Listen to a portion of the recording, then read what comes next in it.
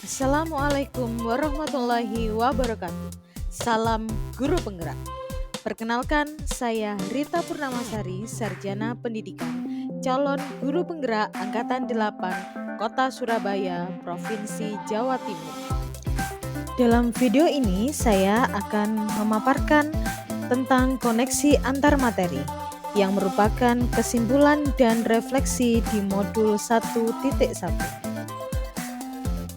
Sebelum saya membuat kesimpulan dan refleksi terhadap pemikiran-pemikiran Ki Hajar Dewantara pada modul 1.1, ada 3 pertanyaan pemantik. Yang pertama, apa yang Anda percaya tentang murid dan pembelajaran di kelas sebelum Anda mempelajari modul 1.1? Yang kedua, apa yang berubah dari pemikiran atau perilaku Anda setelah mempelajari modul 1.1? Dan yang ketiga, apa yang Anda segera terapkan lebih baik agar kelas Anda mencerminkan pemikiran Ki Hajar Dewantara. Baiklah, selanjutnya saya akan menjelaskan bagaimana gambaran pembelajaran di kelas sebelum saya mempelajari modul 1.1. Saya merasa di kelas saya guru masih mendominasi dalam proses pembelajaran, di mana guru adalah salah satunya sumber belajar, informasi searah dari seorang guru.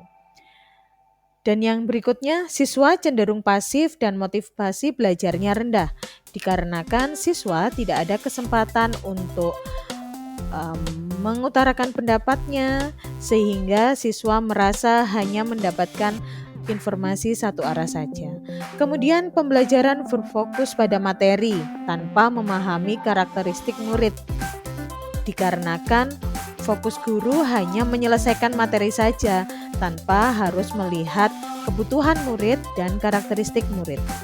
Dan yang terakhir, penilaian pada aspek kognitif saja, tanpa melihat aspek psikomotorik atau keterampilan siswa maupun pengembangan siswa dalam kegiatan pembelajaran.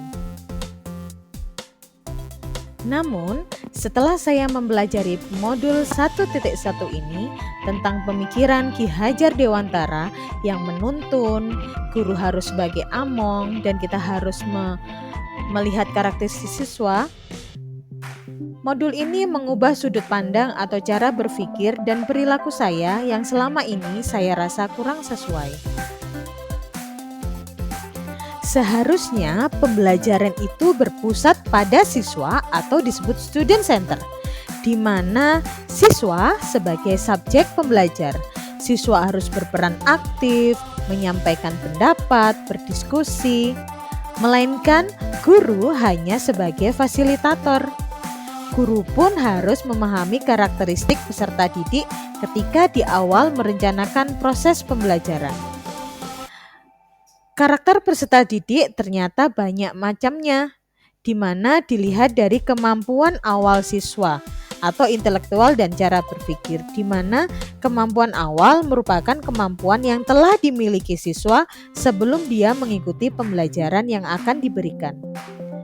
Yang kedua, karakter siswa berhubungan dengan latar belakang dan status sosial, di mana perbedaan latar belakang mempengaruhi proses belajar siswa dan cara berinteraksi siswa dengan guru, siswa dengan teman sejawatnya. Dan yang ketiga, karakteristik siswa berkaitan dengan kepribadian, misalkan minat belajar dan gaya belajar, di mana gaya belajar ada 3, visual, auditory, dan kinestetik.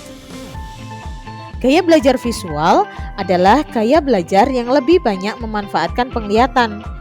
Auditory adalah gaya belajar yang mengandalkan pendengaran.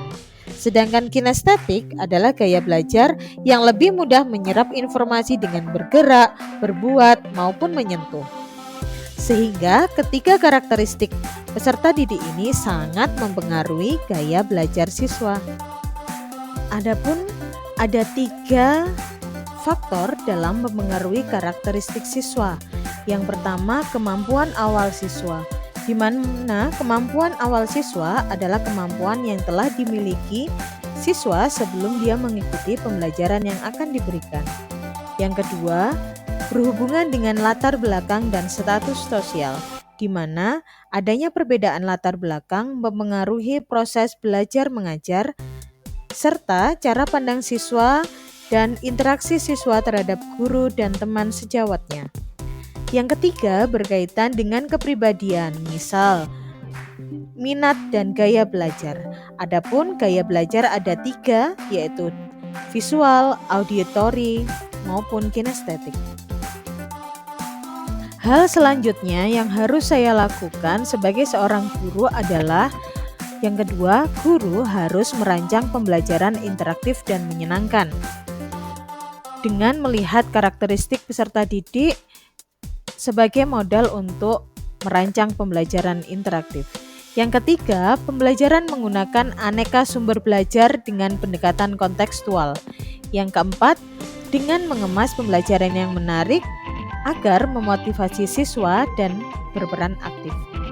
Yang kelima, memberikan kebebasan siswa menyelesaikan tugas sesuai dengan gaya belajar dan kreativitasnya masing-masing. Dari hasil refleksi yang saya lakukan, ada beberapa hal yang akan saya terapkan di kelas saya.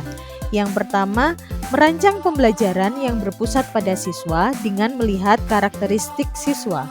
Yang kedua, merancang pembelajaran yang interaktif dan menyenangkan dengan melibatkan peserta didik. Yang ketiga, menerapkan pembelajaran abad 21 dan mengutamakan aspek budi pekerti atau ketauladanan. Yang keempat, pembelajaran tidak lagi menuntut melainkan menuntun. Dan yang kelima, pembelajaran menyesuaikan kodrat alam dan zamannya. Dari semua filosofi pemikiran Ki Hajar Dewantara, kita dapat menarik sebuah motivasi bahwa jadilah guru yang selalu menuntun, memberi tauladan, dan menerapkan pembelajaran yang berpihak kepada murid. Terima kasih sudah menonton video ini. Semangat dan salam guru penggerak. Tergerak, bergerak, dan menggerakkan. Wassalamualaikum warahmatullahi wabarakatuh.